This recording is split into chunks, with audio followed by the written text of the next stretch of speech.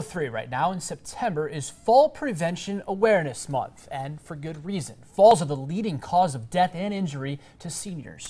That's why after one local man's father fell in May, he fell into a new project. Jenna Janes has his story. I'd been down in that position for 24 hours then. When Alan Schrock fell in his home in May, he was worried he would never get up. I was bleeding so profusely from my nose and mouth, I was afraid I was going to choke on my own blood. Alan had just gotten out of the shower when he felt his legs going out, so he took a seat. He thought, if I can just get to that cord, I can pull the phone to me and call for help. And so he gets up here on the front of the chair, and that's how I found him, just like that.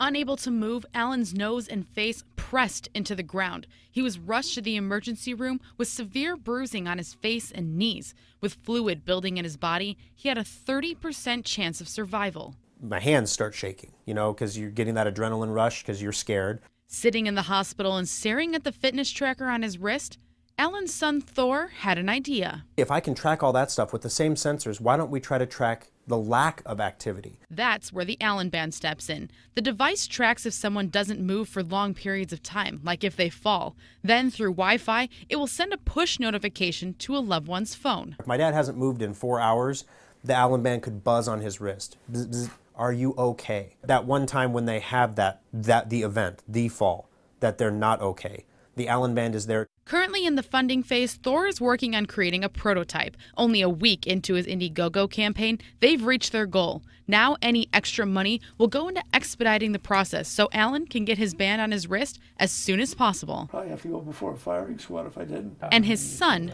can rest easy again. 4 hours versus 24 hours would have made all the difference in the world. It's hard to kill a Schrock, apparently.